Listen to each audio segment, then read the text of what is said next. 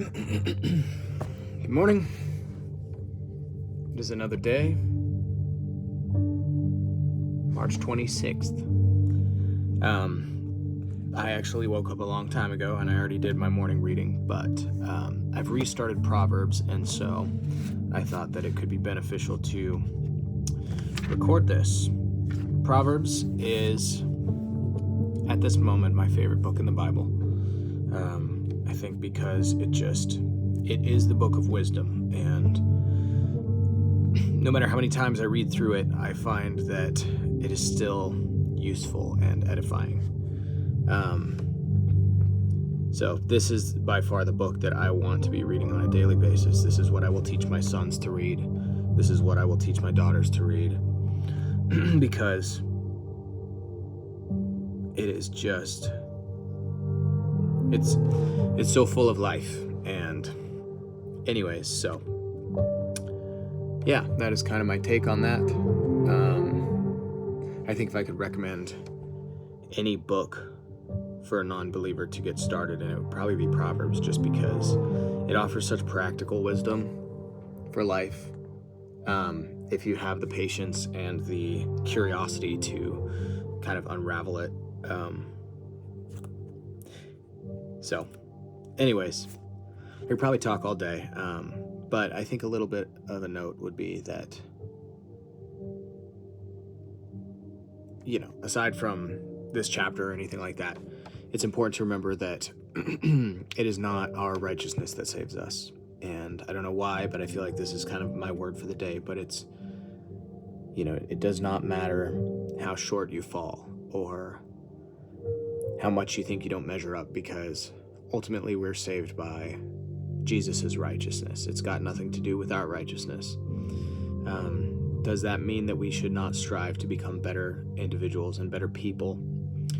Absolutely not. It is our duty as God's creation to try and honor and glorify Him through our actions and our words. And those should point towards Him, because really, faith without works is dead. And so works is like a proof of faith. However, salvation is not an earned thing. It is 100% a gift, and I thank God for that gift every day, because truly I will fail over and over, and I do fail over and over. And so I'm just so grateful for the grace of God and the wisdom that He's given us in His scriptures. So anyways, with that said, I will read Proverbs chapter 1. The Proverbs of Solomon, the son of David, king of Israel, to know wisdom and instruction, to perceive the words of understanding, to receive the instructions of wisdom, justice, and judgment and equity, to give subtlety to the simple, to the young man knowledge and discretion. A wise man will hear and will increase learning, and a man of understanding shall attain unto wise counsel. To understand a proverb and the interpretation, the words of the wise and their dark sayings. The fear of the Lord is the beginning of knowledge, but fools despise wisdom and instruction. My son, hear the instruction of thy father, and forsake not the law of thy mother. For they shall be an ornament of grace unto thy head, and chains about thy neck. My son, if sinners entice thee, consent thou not. If they say, come with us, let us lay wait for blood, let us lurk privily for the innocent without cause. Let us swallow them up alive as the grave, and whole as those that go down into the pit. We shall find all precious substance. We shall fill our houses with spoil. Cast in thy lot among us. Let us all have one purse. My son, walk not thou in the way with them. Refrain thy foot from their path. For their feet run to evil, and make haste to shed blood. Surely in vain the net is spread in the sight of any bird.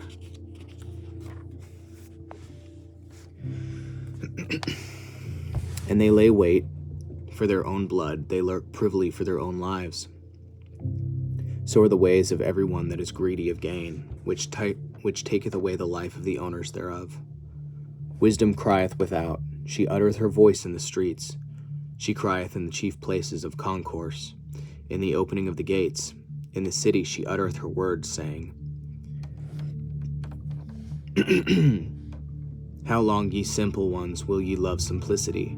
And the scorners delight in their scorning, and fools hate knowledge. Turn you at my reproof. Behold, I will pour out my spirit unto you. I will make known my words unto you. Because I have called, and ye refused. I have stretched out my hand, and no man regarded. But ye have set at naught all my counsel, and would none of my reproof. I also will laugh at your calamity. I will mock when your fear cometh.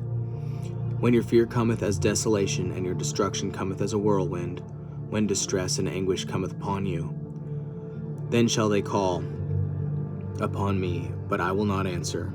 They shall seek me early, but they shall not find me. For that they hated knowledge, and did not choose the fear of the Lord. They would none of my counsel, they despised all my reproof. Therefore shall they eat of the fruit of their own way, and be filled with their own devices. For the turning away of the simple shall slay them, and the prosperity of fools shall destroy them. But whoso hearkeneth unto me shall dwell safely, and shall be quiet from fear of evil. Amen.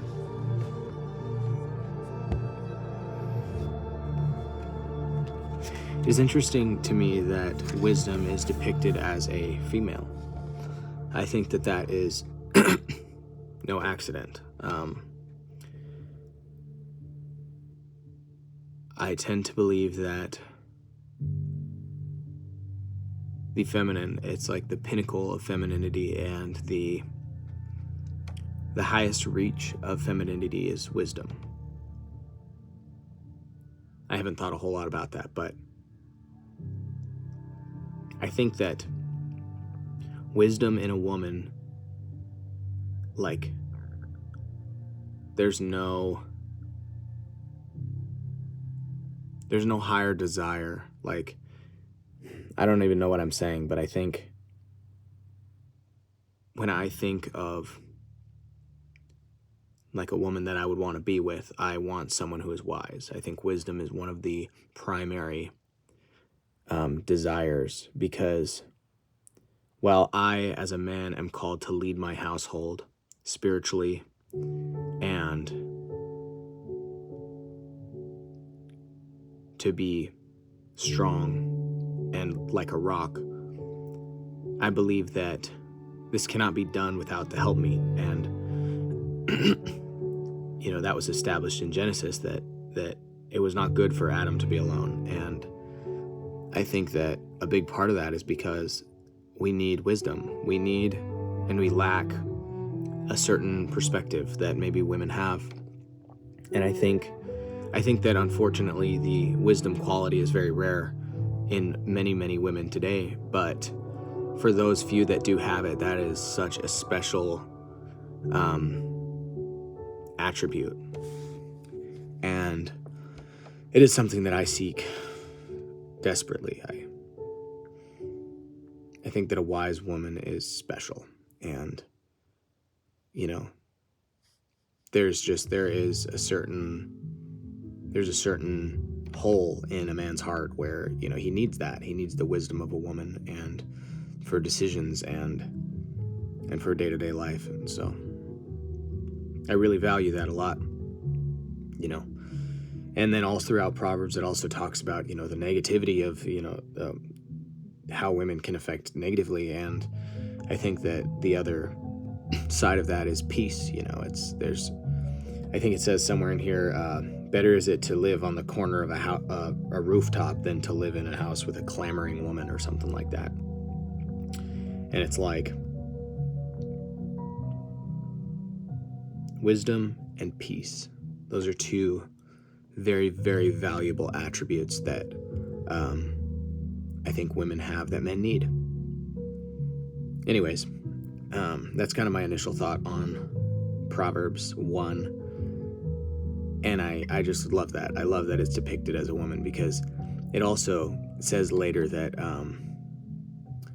she, wisdom, was with God in the beginning. And while I'm not saying that that's necessarily I'm not trying to be heretical here and say that there was, two gods. That's not what I mean, but it's interesting because it's like the attribute of wisdom is feminine, and that feminine attribute was with God in the beginning, creating the foundations of the world.